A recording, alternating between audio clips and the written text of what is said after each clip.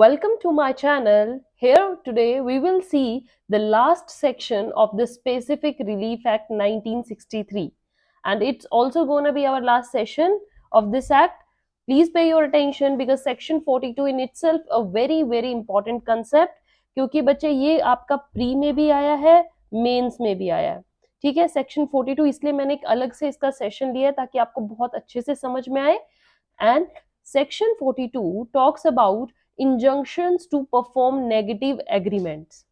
ठीक है, negative agreements को परफॉर्म करने के लिए इंजंक्शन ली जाती है, तो उसके बारे में हम डिस्कस करेंगे. कल बच्चे आपको याद हो हमने सेक्शन 41 किया था और 41 में क्लोज ई के बारे में पढ़ा था. क्लोज ई तो जो था उसमें ये बात थी कि injunction is refuse to prevent the breach of a contract the performance of which would not be specifically enforced. ठीक है, ऐसे कॉन्ट्रैक्ट जिनकी आप स्पेसिफिक परफॉर्मेंस डिमांड करते हैं, राइट, स्पेसिफिक परफॉर्मेंस जो कि आप स्पेशली एनफोर्स नहीं कर सकते क्योंकि उनकी स्पेसिफिक परफॉर्मेंस होती है, राइट. तो इस वजह से वो ब्रीच हो जाती है. ब्रीच की वजह से you want to prevent that breach. That's why आपको उस केस में इंजंक्शन रिफ्यूज कर दी जाती है. बट उसकी एक एक्सेप्शन थी, मैंने एक्सेप्शन नोट डाउन करवाई थी आपको. एक्सेप्शन क्या थी? This section, section 42 was the exception of section 41 clause E. तो सेक्शन 42 क्या बात करता है? That injunction to perform the negative agreements. मतलब नेगेटिव एग्रीमेंट्स का मतलब क्या है? ऑपोजिट एग्रीमेंट्स, ऐसे उल्टे एग्रीमेंट्स जो आपके फेवर में नहीं है. ठीक है, नेगेटिव एग्रीमेंट्स करना, उनके खिलाफ इंजंक्शन लेना, राइट. सो ये स्टार्ट कैसे होता है? देखो, जब आप इस सेक्शन को पढ़ेंगे तो ये स्टार्ट होता है नोट विद स्टैंडिंग. ठीक है ना, इसी लाइन से स्टार्ट होता है नोट विद स्टैंडिंग. इसका मतलब दैट इसके बावजूद, ये जो लिखा है इवन इसके बावजूद, note with standing anything contained in the close E of section 41 means जो भी उसमें लिखा है उसके बावजूद भी. This section 42 says that where a contract comprises of an affirmative agreement, अगर कोई कॉन्ट्रैक्ट है वो अफर्मेटिव एग्रीमेंट का है, राइट. अफर्मेटिव एग्रीमेंट में क्या होता है कि दैट सेक्शन 41 ई में जो कुछ भी लिखा है फिर भी उसके बावजूद हमें ये सेक्शन फॉलो करना है, राइट बच्चे. ये इसकी exception and we have to follow this. इसमें क्या है? Where a contract comprises of affirmative agreement means जो कि क्या होते हैं? Positive agreement, right. To do a certain act, आपको कुछ करना है, प्लस उसमें विद द नेगेटिव एग्रीमेंट अगर कुछ हो, एफर्मेटिव भी है और नेगेटिव एग्रीमेंट भी मींस आपको कुछ नहीं करना है, एक्सप्रेस और इम्प्लाइड है not to do certain act. इसमें क्या होता है? टू डू सर्टेन एक्ट, इसमें not to do. The circumstances that the court is unable to compel specific performance of affirmative agreement. ऐसे affirmative agreements की जो specific performance है वो कोर्ट नहीं करवा सकती. हालात ऐसे हैं कि कोर्ट आपको compel भी नहीं करेगी कि affirmative agreement को enforce करिए आप. ठीक है, that shall not preclude it means court from granting an injunction to perform the negative agreement. अगर आप पॉजिटिव एग्रीमेंट एनफोर्स ना हो सके तो ये सेक्शन कोर्ट को नेगेटिव एग्रीमेंट को एनफोर्स करने से नहीं रोक सकती.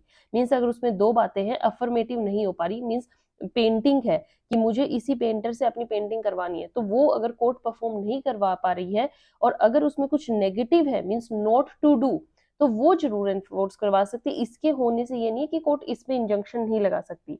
Injunction to perform negative agreements, court has the duty to impose injunction on the negative agreements. ठीक है, राइट बच्चे.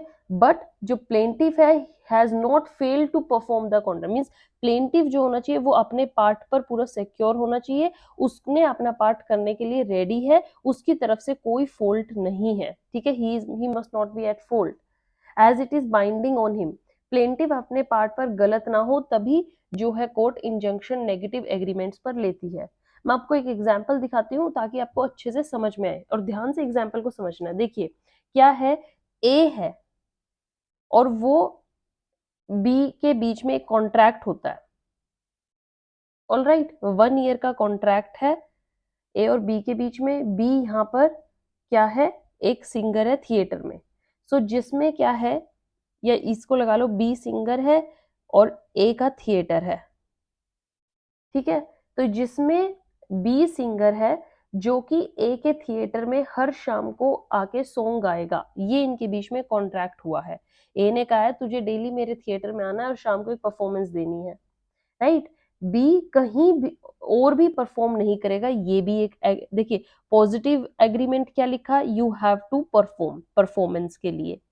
और नेगेटिव में क्या लिखा है, that not to perform anywhere else, ठीक है। 1 साल तक मैंने तुम्हें हायर कर लिया और तुम कहीं और नहीं गाओगे, तुमने मेरे ही कॉन्सर्ट में आके गाना गाना है, राइट। तो 1 ईयर के लिए ये एग्रीमेंट है। अब 6 मंथ्स तो कॉन्ट्रैक्ट को फॉलो कर रहा है, कोई प्रॉब्लम नहीं आ रही है, आया है गया है ये किया है।